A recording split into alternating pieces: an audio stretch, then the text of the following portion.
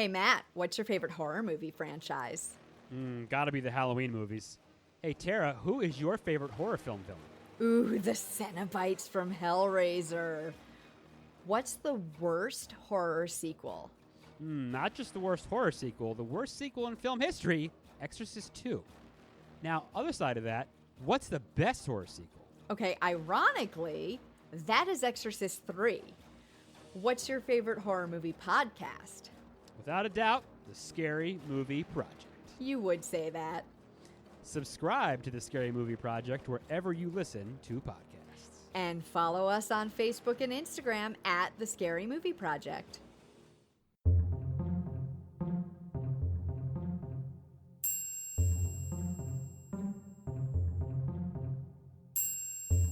On this episode of Common Mystics, we are compelled to discuss the forgotten victims of the Osage Murders in Osage County, Oklahoma.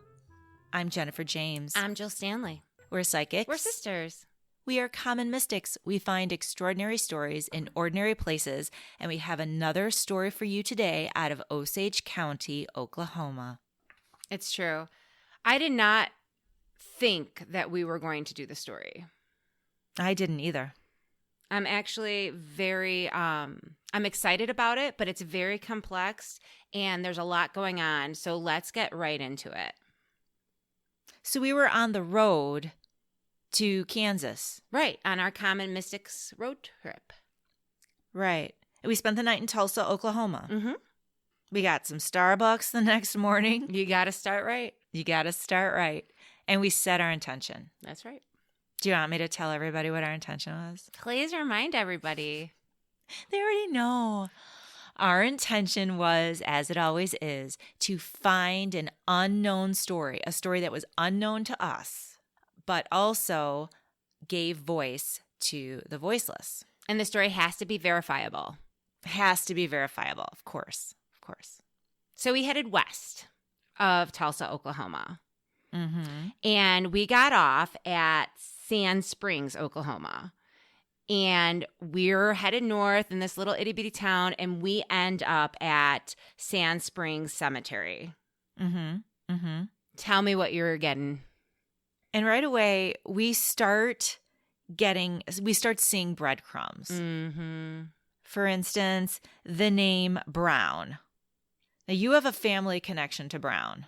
My husband's grandfather's name is Roy Brown, and literally that name was in the cemetery multiple times. Which is weird because Chad also has a nephew named Roy Brown. Interesting. Yeah.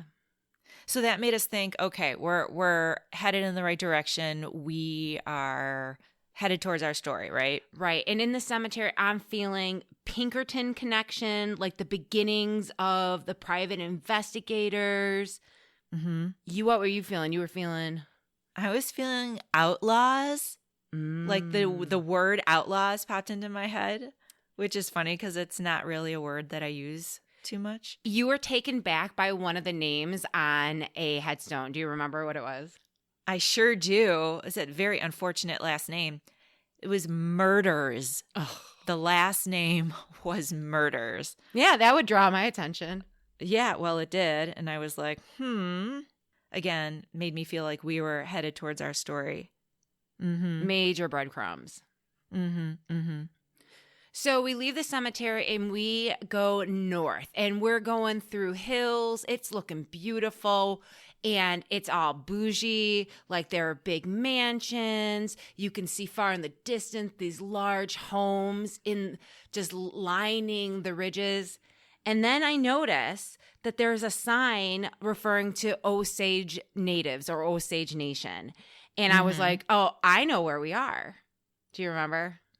I do remember because you were like, Jen, did you listen to that Fresh Air episode that I told you to listen to about the Osage? And I was like, no. And you were like, why not? I told you to listen to it. I did. You did, but it sounded like a pretty depressing story, and I just wasn't feeling it. But so you had some knowledge of the Osage. Tell me what you had heard. So I had heard that a county in Oklahoma was home to the Osage Nation, and the Osage were rich because of the oil rights that they had. Apparently, their nation had lived upon oil-rich soil, and so they were rich, and people were killing them for that oil money.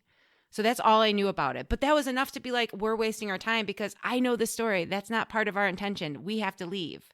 Right. Now, there's a book about this. It was like on the New York Times bestseller list. Yes, it's called Killers of the Flower Moon by you actually, go ahead. by David Gran. Mm-hmm. And what were you saying?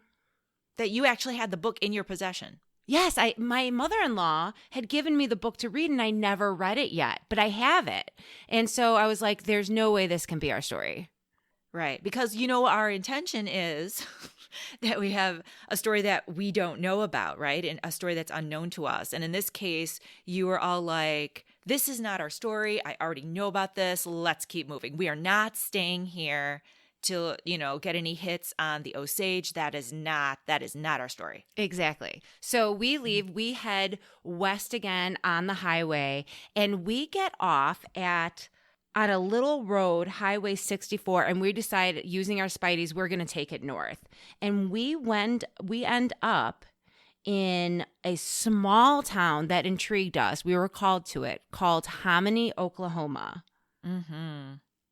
So we're driving through the streets of Hominy, and I kid you not, we keep seeing the name Brown. Again and again. Again and again and again. It started to get a little creepy. We're in this it was like a small neighborhood. It almost felt like a subdivision. And to my left, there were these huge mountains. We were literally at the base of hills. And I kept feeling as if people were looking around the hills and valleys for a missing girl. That's what I was feeling. Oh, my. Mm-hmm. And what else? You were also getting a reference to a movie. Yes. I was seeing in my head, in the movie Giant, James Dean strikes oil on land. And in the movie, there's a scene where oil's sprouting from the ground like Old Faithful. And James Dean is in the middle of this rain of oil. And he's looking up and he looks so happy and he's so relieved to have struck oil. And it's supposed to be a joyous thing, but that's the image that kept going into my head. And if you watch the movie Giant, it turns out to be a blessing and a curse. What were you feeling? I was directing us because you were driving like you always do, and I directed us north. And we saw the most amazing and creepiest sight. It was stunning, it was startling, and it was compelling. You were feeling emotion from it. Do you want to describe what we saw? We were at the bottom of this ridge, and looking up, there were these black, like cutout silhouettes of Native Americans. And they were on horseback, and they had a lot of movement. They were really beautiful. But for us, they felt foreboding and really charged with energy. And the two of us were so struck by these silhouettes looking down at us from the ridge that we had questions about why they were there, because they affected us emotionally so much. Right. They were stunning. I was afraid of them. I felt like they were charging at us. Mm-hmm. But they were very interesting. You're wondering why they're there, because in this little town, you're like, why did someone, and these things are huge. I'm not, like 12 feet, possibly bigger. Huge. Mm-hmm. So it's someone put a lot of effort into this. And we were kind of like interested. So we were like, let's check out the town and see what we can find out about it, because someone needs to know why these are there. Right. And so Hominy, it's a cute little downtown area. There's not a lot. But one of the places that we saw that was open was a little gallery and shop. Mm-hmm. So we stopped at the little gallery, and there was a lady in there, and we looked around, and then we asked her about those silhouettes on the ridgeline. And lo and behold, she tells us that the artist who created that work of art was her husband, who happened to be there. That is insane. Like the one place in town we stop. happens to have the artist there. So again, major breadcrumb that these natives are part of our story in some way, but we just didn't know how. That is insane. So we're having a conversation with us. He tells us the story behind the silhouettes, which is really he's paying homage to the people of the land, is giving them respect. So it was actually a very beautiful story, and we're really grateful to him that he was there to explain it to us. But at that time when we left the store, Jen and I had a conversation about where we're actually going, because at this time we were going to Kansas City, or I'm sorry, Topeka to meet our brother. But after being in Hominy, we decided to take a longer route and head west to Wichita. So we decided to take a smaller highway and take 20 west out of town. That's right. And that would turn out to be a fateful decision. Because before we even got to Wichita, we stopped at another little town called Fairfax, Oklahoma. Again, we were driving through, we didn't have to stop, but something about this town needed our attention. We were definitely pulled there. Absolutely. Upon getting into the area, it felt still, it felt calm, and it also felt like remorse. It felt like sad, like almost a depression. It was thick with spirits. AF. And I think we didn't talk about it. We were just kind of really sad and searching at that point as we drove around. But both of us knew, okay, we are on the right track here. There is something in Fairfax that needs telling, but we didn't know what it was at that point. The town itself had inhabitants. It was a town, like an active town. Yeah. But Jen and I are saying, this feels like a ghost town. It's almost like a half ghost town. It was very peculiar, the duality we were picking up from the area. That's when I started picking up on the vision of a woman who was like dressed for partying. And she was at some sort of nightclub or bar, but she was crying because she was messed up. And when I say messed up, she had been beaten, she was crying desperately. And it was a really troubling image in my head. And I wrote it down because I couldn't get it out of my head. So we're in the car, you're feeling that image, and we're using our spideys to find the cemetery. And as we're headed that direction, I'm feeling the pursuit of prosperity. I'm feeling driven to make something of myself. That's the feeling I'm getting. And then we end up in Fairfax Cemetery. It was so odd to be in that cemetery. What do you mean? There were a lot of Native American graves, and you and I pinpointed that right away. But it didn't seem right. There was something so off about so many of those graves. One of the things that stood out to me was the Americanized versions of their names. A lot of times you couldn't tell by their names that they were Native American, except for a little portrait of them that would be on the headstone. Right. Which just seems so weird. What else stood out to you? It literally felt like what I was looking at wasn't all that was there. It felt like there was so much beneath the surface. Like not everything is what it seemed there. Right. And you and I were looking at those tombstones, and it was premature death after premature death after premature death. It seemed like the cemetery was mostly made up of natives based on the pictures on the headstone, but these natives didn't live a very long life. They all died prematurely, so it seemed. What else did we find in that cemetery, which is creepy? We found a tombstone with a woman's name that was our mother's name. It was her American first name, Stella, and her last name. Like legit. Which is crazy. Like legit. Like the same words are on our actual mother's headstone.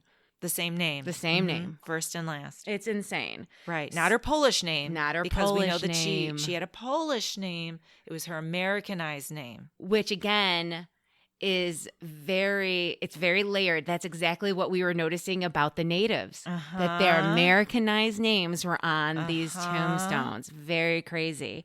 And it felt like, I remember having a conversation with you that it felt like the, for lack of a better term, the Americanization, the whitewashing of this native culture felt precarious. Like it didn't feel like it took all the way.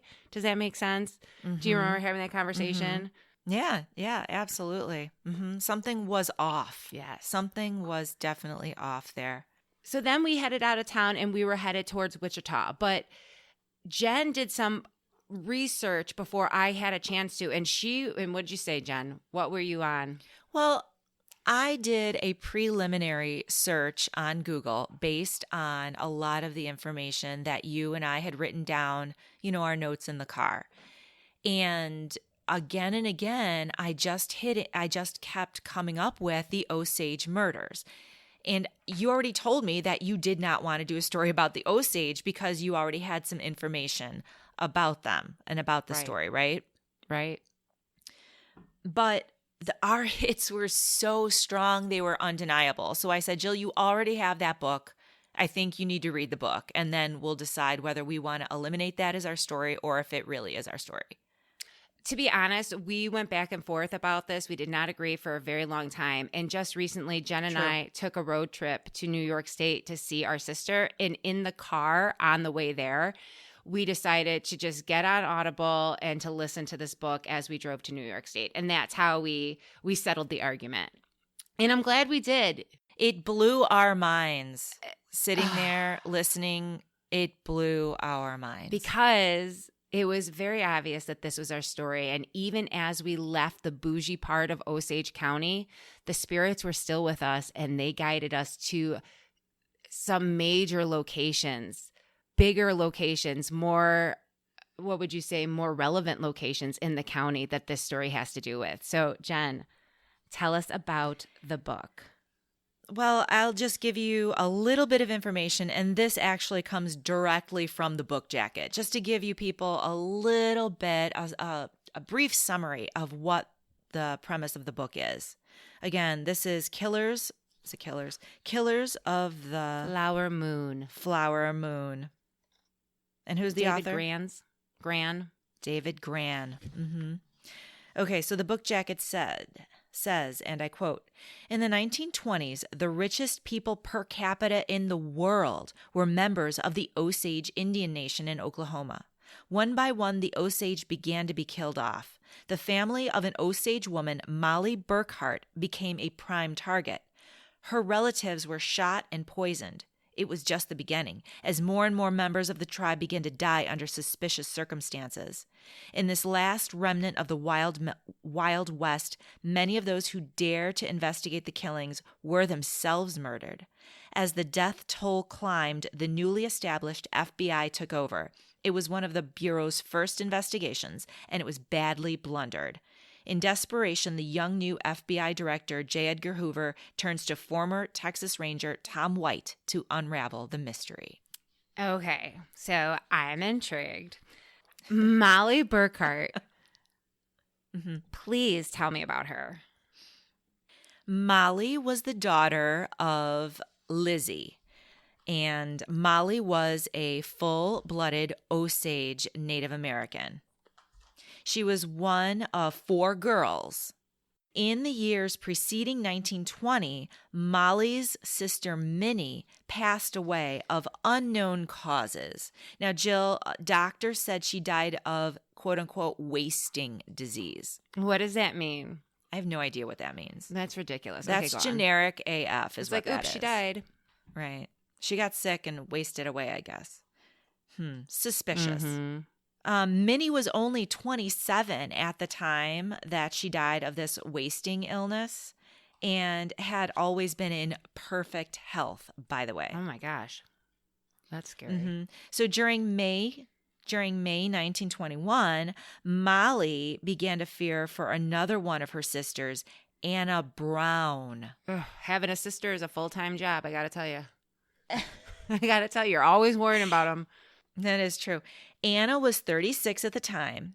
She had recently gone through a divorce from her husband, a man named Oda Brown, who happened to be white. Mm. The author would describe Anna as the kind of person who would go on drinking sprees and go dancing in the bars with friends, often till dawn.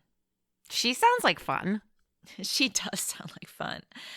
Her body was found in a ravine by hunters 3 miles outside of Fairfax. So she had been missing for a couple days, and they found her body. I'm so sorry. She had been murdered, gunshot through the head, right? Isn't it Yeah, gunshot? she was shot in the head. Poor thing. Shortly after, Molly's mother, Lizzie, began to get sick.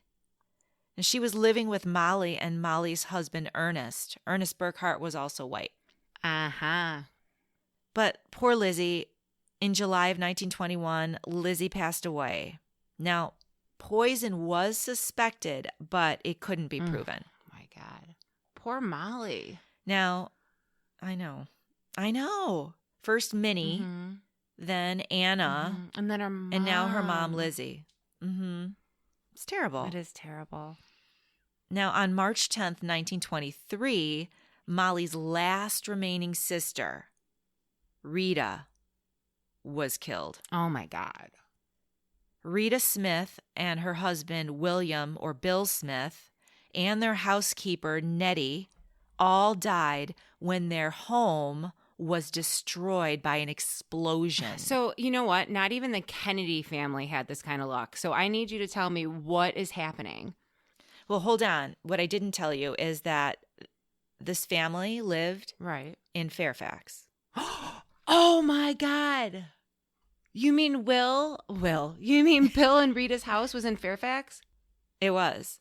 That's where it exploded, in Fairfax. Oh, my God. Yeah, where we were. Where we weren't going to stop, except we decided to go to Wichita instead. That's insane. Okay. So Anyway. like I said, the Kennedys had better luck than Molly and her family. So you need to explain to me what is happening. Oh my gosh. Okay. So we had already mentioned that the Osage in the 1920s were the richest people in the world per capita. And that is because that, and I'm going to read from Short Forum Blog, who explains it. In the late 19th century, oil had been discovered on the tribal reservation of the Osage people, who lived primarily in Osage County, Oklahoma. Now, the oil discovery turned the tribe into one of the wealthiest per capita groups in the world, with the total tribal income from leases to the oil companies running into the tens of millions. Oh my gosh.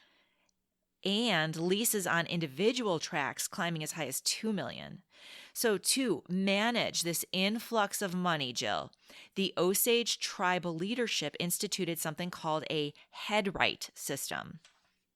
And under the headright system, each member of the tribe was entitled to annual royalties from the oil production, and it was distributed in equal measure to the members of the tribe. Okay, that makes sense. Yeah. Now, although individuals could sell their surface land or could lease their land, they could not buy or sell the headrights. And the headrights could only change hands through inheritance. And this is why the headright system's significance is clear in the Osage Murders, because an Osage who suffered many deaths in the family could find themselves with the title to multiple headrights. And the headrights of Molly's family's members, the headrights of Molly's family members who died, they would all be inherited by Molly. So Molly's killing her family? Well, no, but something just as sinister or even worse is happening here, Jill. Okay, tell me what is happening. Well, Molly married a man named Ernest Burkhart. You said that before, I think. Yeah, he was a white man. They had 3 children together. Okay. But Ernest was connected. What do you mean? I mean that he was the nephew of a man named William Hale. William Hale was known as Bill Hale, or more importantly, King of the Osage was his nickname. Yeah, I don't like that. You know, he gave at all. himself that nickname, FYI, which is even lamer. but go on. Oh my gosh. Yeah. He was an American cattleman in the quote unquote Indian Territory. He built himself a ranch and he really made a fortune raising cattle. But he was also, Jill, a major power player in the community. Okay, give me an example of that. Well, he rose to local prominence through bribery, extortion, and intimidation. He owned a lot of homes in Fairfax, and he also invested in the bank, the store, the funeral home. I mean, his money was all over. Wow. All over Fairfax. Mm-hmm. And he was related to Ernest. He was Ernest's uncle. Okay. Right. And apparently it was Hale and his nephews, Ernest and Brian Burkhart, who conspired to kill Molly's family and then her for the head rights, because all of her head rights would then be passed to her husband, Ernest. Okay, so not only were they killing Osage natives, but they were killing them in a way that all the head rights would be funneled down to Molly and then essentially offing Molly. It's devastating to even think about. So this whole time, Ernest is married to Molly, and it was just so he can eventually murder her, and he's slowly murdering every member of her family. That's cold. That is really cold. It's unfathomable. It's unfathomable. I don't want to be blasé about this, but you referred to these murders as the Reign of Terror, and 3 men conspiring to kill Molly's family just doesn't seem to fit that title. So what else is going on here that we hadn't touched base on yet? Well, the Reign of Terror was known to last from 1921 to 1926, right? That's what it's known. Like if you look it up, that's the Reign of Terror. However, Molly's family, that's just one example of the type of terribly treacherous murders and killings are happening to the Osage, this wealthy people who are really being targeted. At least 24 people in the area inexplicably turned up dead. And not just Osage, but other people in the community like oilmen, lawyers, and essentially anyone who are true friends to the Osage or trying to help them or trying to get like other entities like the federal government to come in and do something. And those people were ending up dead too. Because they were trying to uncover this corruption. You said that some people in the community who ended up dead were trying to get the attention of other authorities like the federal government to help. Mm-hmm. So are you meaning like no one's doing anything about this? It's just like free reign on the Osage? Well, for starters, the murders weren't getting much press. Okay. So there was some local coverage, but these murders happening in the dozens, it wasn't getting picked up by the national press, okay? Because we're talking about Osage. These are Native Americans. And at the time, unfortunately, many white people found them to be, quote unquote, subhuman. Wow. Right. And although it seems as if they're being systematically targeted and murdered, they really weren't looked at as people equal to white people. And not only that, but remember, the press is printing stories about like the savage native living in mansions and the Osage focusing on their wealth. Yeah, they were jelly pie. Yes, absolutely. So yeah.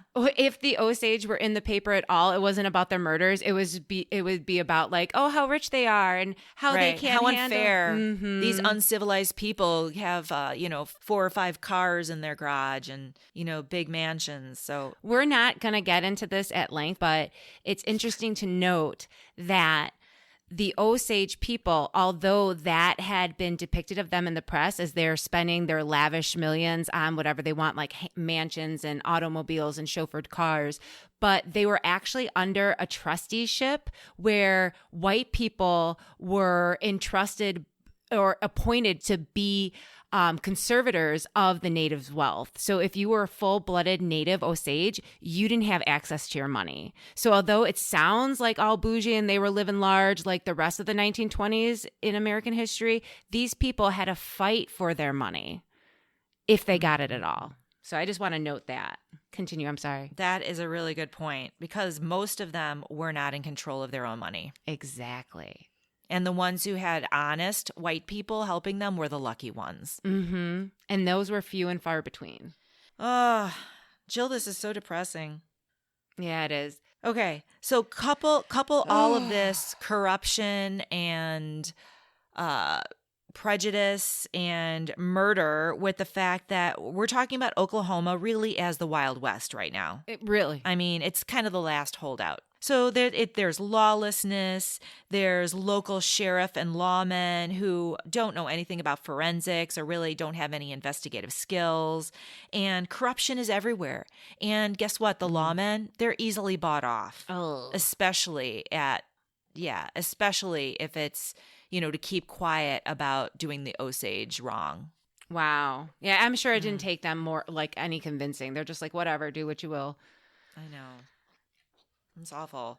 There's a good example of corruption when it came to investigating these crimes against the Osage that the author had spoke about during a Fresh Air interview with Dave Davies. Can you please read that quote for me?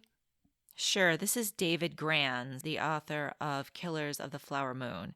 He said, the governor of Oklahoma eventually sent in his top state investigator. He had been a longtime private eye and had a criminal history.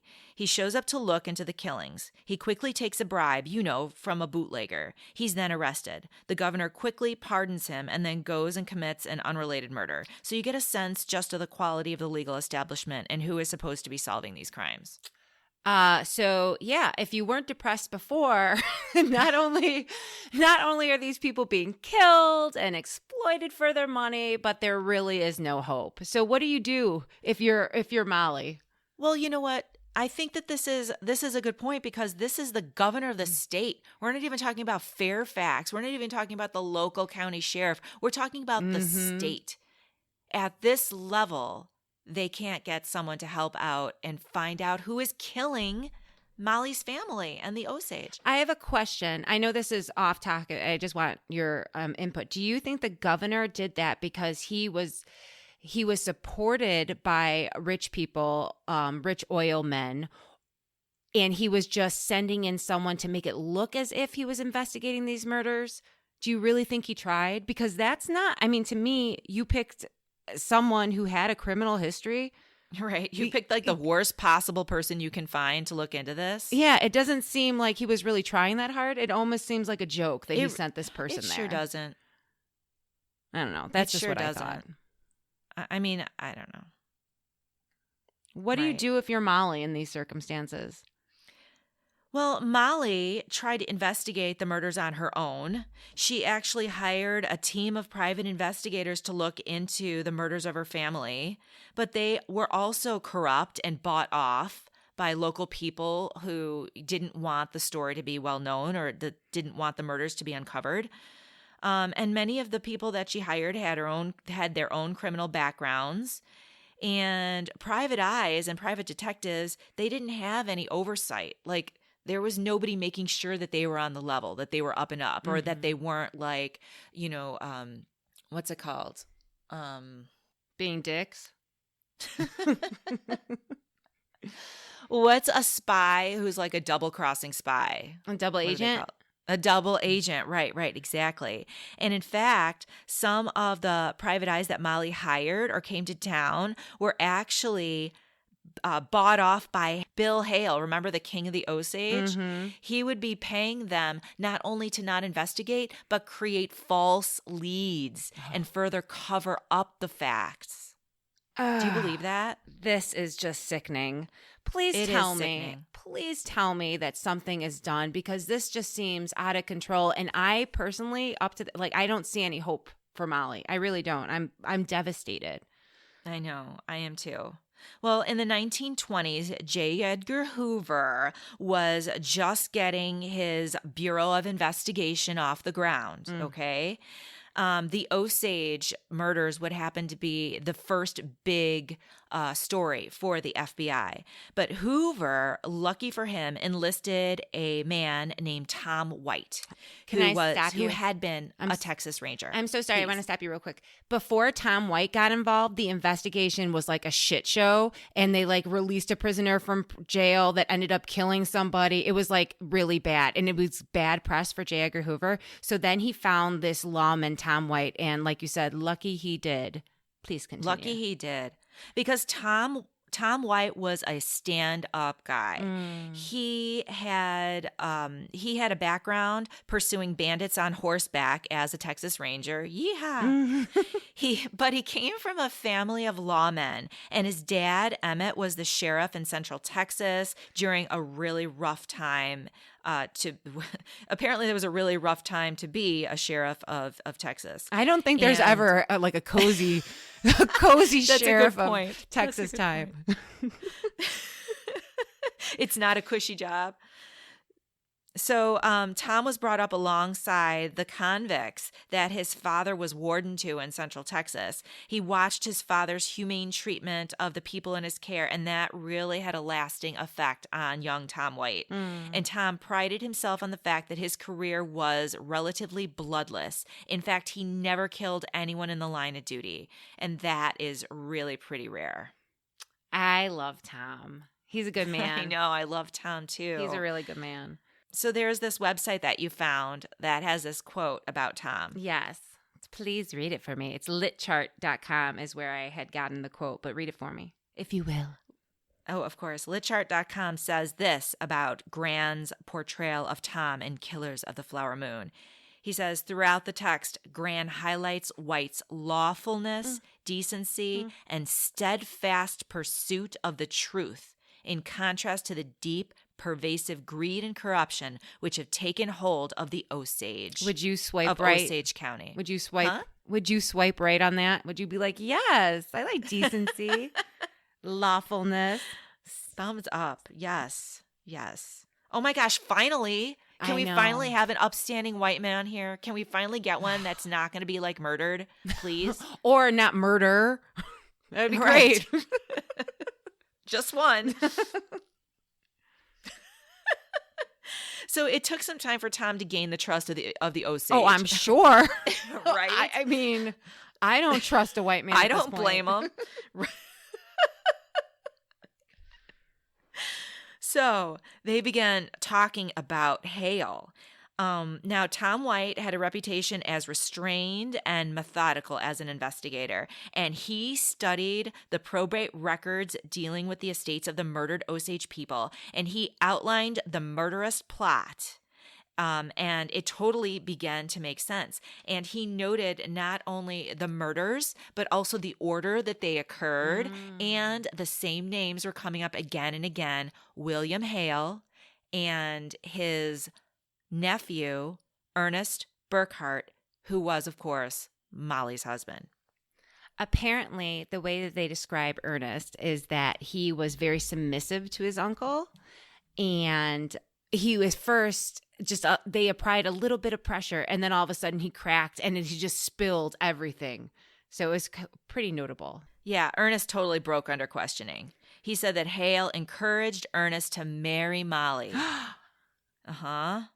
Who was, of course, an allotted full-blood Osage with head rights, and with a lot of family members with their head rights. I know that I'm really naive, but some part of me wanted to believe that Ernest fell in love with Molly, and it was later that this murderous plot came up. But it hurts me so much to know that this woman loved her husband, and he literally just looked at her like, I'm going to murder you in like a couple years.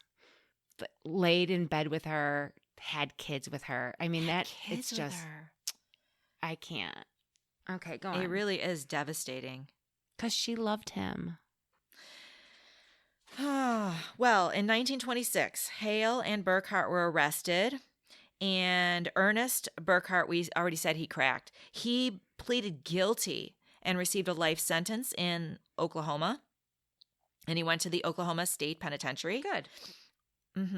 Turning state's evidence, Burkhart testified against Hale He just testified against his dirty, rotten uncle. So Burkhart was a rat. He was. And Hale was a And snake.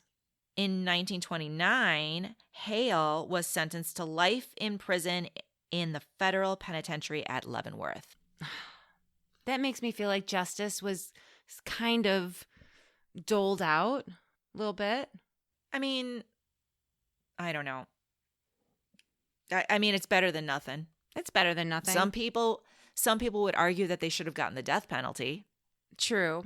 I'm satisfied life in prison. I'm not particularly fond of the death penalty, but well, despite Osage protests, Hale and Burkhart were both eventually paroled. okay, feeling less satisfied with justice at the moment. Okay. All right. And Ernest Burkhart, Molly's husband, received a full pardon from the Oklahoma governor, Henry Belmont, in 1965. He was pardoned. Completely disgusted.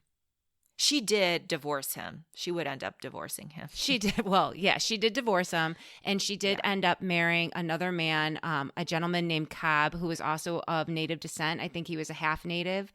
And she lived out the rest of her life in happiness and peace. So that makes me happy for Molly. But it makes me so sad about the state of racism in this country, that these people can do horrible crimes, conspire for years, and really not be brought to justice in the way that they deserve. Just saying.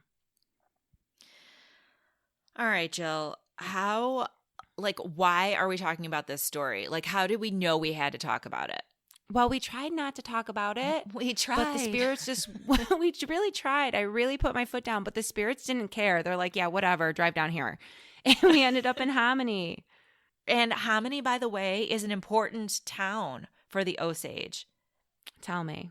They have their annual Elongshot dances here in this place. So it's an important location for them. And it was in Hominy that we decided to go to Wichita instead of directly to Chris's in Topeka. Which took us to Fairfax. That's right. Which was the site of many of the murders from the book. And I did not know any of the specifics. I didn't know about Fairfax. I didn't know about Anna Brown. So let's talk about those hits to see that really supported the fact that we were supposed to be talking about this story. Jill, you talked about Pinkerton. You actually said the word Pinkerton. I sure did. That is crazy. Explain that. How is that a hit? Because Molly had used private eyes, or Pinkertons, the early private eyes, to investigate her family's murders. Also, private eyes from around the country were going there for exactly that reason, posing like, oh, I can help you find out who's killing people, so that people will pay them to do it. Unbelievable. I can't believe you said that. Mm-hmm. That is, you're good, girl. Stop. I got one for you. You were feeling the outlaws. Yeah. I didn't want to get into like the weeds on Hal being a son of a bitch, but he hired Hale. Does he really deserve me getting his name right? I mean, honestly, I really don't care. We don't want to confuse the listeners. William Hale. Yeah, that guy. Outlaws, talk to me. So he hired an outlaw named Ramsey, and it was Ramsey that actually shot Anna Brown in the head, while his nephew, Brian Burkhart, held her up so that he can get a clean shot. They got her drunk. They brought her to a ravine.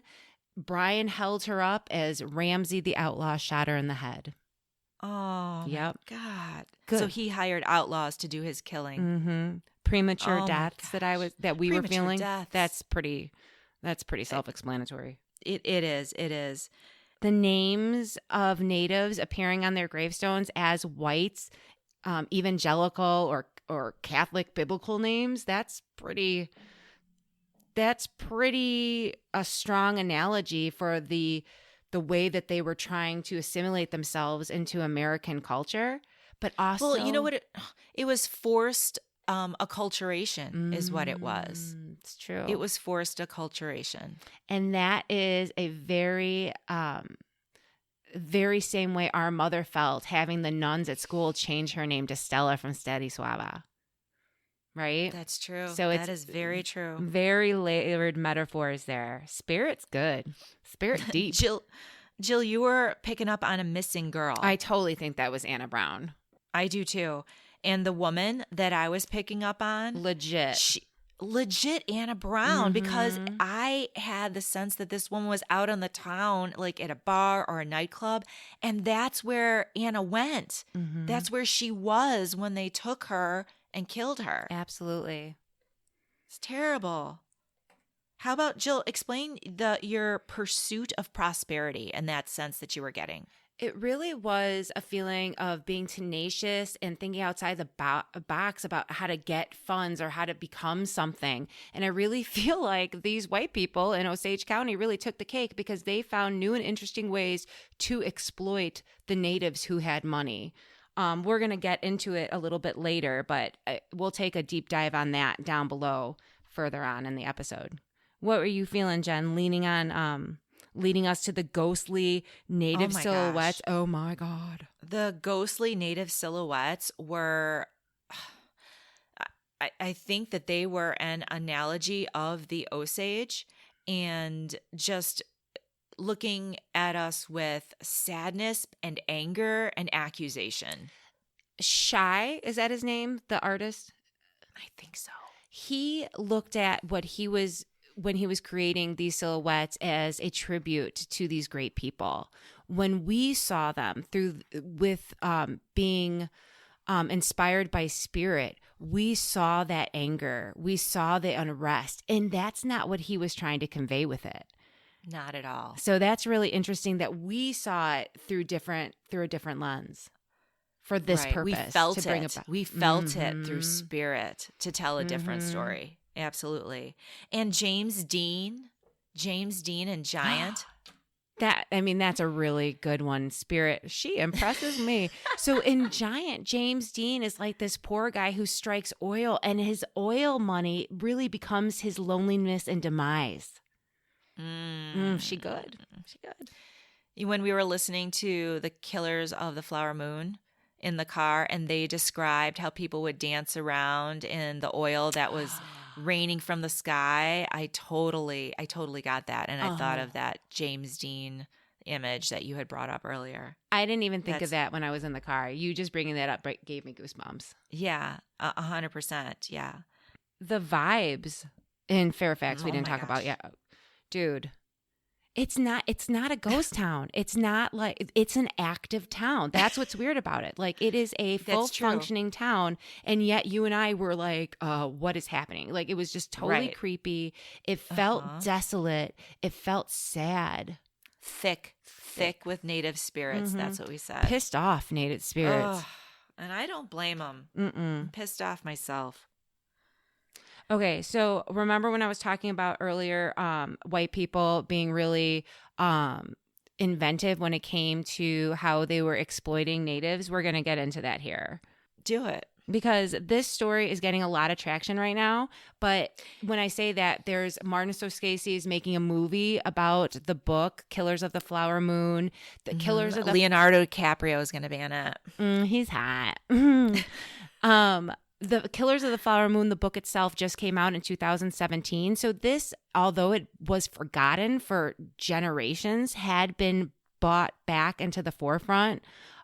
But they don't really talk about how it was not just Hal and his nephews. It wasn't just the William Hale. Pretend private eyes that came in. That guy. It wasn't just him and his nephews. It wasn't just the people pretending to investigate these murders. It was a whole system of people set up to exploit these natives after they had gotten their head rights in 1906. Can you explain that for us, Jen? Sure. The local white people, the local merchants, would overcharge the Osage for things that they would absolutely need. Like, let's say a funeral. So a funeral director would charge 10 times more for an Osage funeral, and it would cost them $80,000 in 1922. $80,000.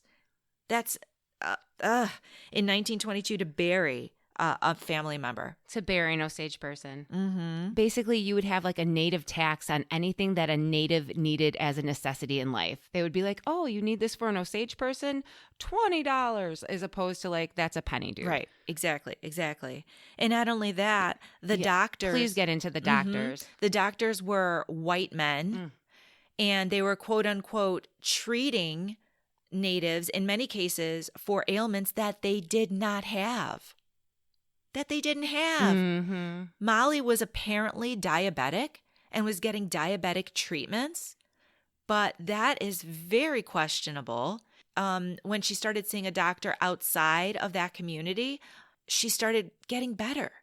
When she was actually in fear for her life. So she went into hiding. And it was when she was in hiding away from the reservation or away from the Osage County lands that she started improving without the treatments for the doctor. Can you imagine? The things that Molly had to come to grips with in her life, knowing that like your doctors are poisoning you. Your husband married you to murder you. He's killed your whole family. Like the things that Molly had to grapple with, I understand why the author picked her to tell and have these stories be told through her life. But it wasn't just Molly. It was the whole tribe. Exactly. She's just a very small part. That's right. When we were in that Fairfax cemetery, we noticed that a lot of the natives there died prematurely, but way before 1920, there was Mary King that was killed or presumably killed in 1917. And Jen just today found an article from 1988 where a wealthy Osage man, Red Eagle, was murdered of suspicious circumstances from a gentleman that lived in Hominy. And Red Eagle had multiple head rights. That's right. And that was 1988. Right. So to say the Reign of Terror lasted 4 years in the 1920s that is not accurate. That's not the whole story, for sure. For sure. Let's talk about when some of those murders were solved by the FBI in the 1920s. Even that was exploited. No, I totally think you're right. I think that, like you said, even the participation of J. Edgar Hoover doing something right by sending in Tom White, although Tom was successful in investigating and uncovering the plot to kill Molly's family, like we said, that was just an itty-bitty portion of the atrocities happening to these people. And instead of doubling down and really getting to the meat of the genocide that's happening in Osage County, Right. J. Edgar Hoover was like, yeah, hey, Right. look at us. Look what we did. Yeah, and we cool. We need more money and power to become even better at our jobs. Right. And totally disregard the rest of the things happening in Osage County. Exactly. He waved that victory flag and used it to promote himself as the head of the FBI. But really, there was so much more work to do in Osage County. And to date, it hasn't been done. And the reality is, because of J. Edgar Hoover's lack of interest in these, and like I said, genocide, we not only do not know the extent of the murders, we also don't have a clear understanding of the impact of the murders and the wealth that was funneled away from these people generations later, even today. We just don't know. That's true. That is true. So, Jill, who do you think the voiceless are in this story? I was going to ask you that. I think the voiceless are definitely the countless natives that might have been, or that probably most likely have been killed for greed for their oil rights. But who, I know you feel a special kinship to one in particular. If you want to take it from here. Well, I wouldn't say kinship, But Anna Brown. Now, you know what? I really like the book. I really like Grant's book, Killers of the Flower Moon, and I highly recommend that if you are interested in this story, read the book. It's a really good read. He's a really good author, but he doesn't do Anna Brown any favors. He makes her out to be a drunken floozy, pretty much. And I don't think that's quite fair. Well, I don't think he needed to get into it. Is it really necessary? Yeah, exactly. Is it necessary to describe her at all if that's the only thing you can say? Like Mama always said, if you don't have anything nice to say, then don't say anything at all. I mean, she was probably a woman in pain. I agree with you 100%. Oh, absolutely. She was going through a divorce. Poor Anna. Let's not victim shame, because that's really how it felt. Like she was in the wrong place at the wrong time. But in all fairness, I think that her death wasn't better investigated because people felt like she was her behavior. Because of her lifestyle, it put her at greater risk of murder. Exactly. And I think that was the angle he was probably trying to hit on. But again, that's shitty. We didn't have to go there. It's a theme of the book, maybe, but it's like we didn't need it. There's so much going on here that we didn't need to add that in. So, but again, I really do like the book, and I think everyone should read it. Killers of the Flower Moon. All right. Tell the people where they can find us. You can find us at our website, commonmystics.net. You can find us on our Facebook page, our Instagram page, and our Twitter feed, Common Mystics Podcast. You can listen in on Audible, Amazon, TuneIn, Stitcher, Spotify, Google Podcasts, and Apple Podcasts, where you can leave us a positive review so other people can find us. Thank you so much for listening. Thank you. Good night.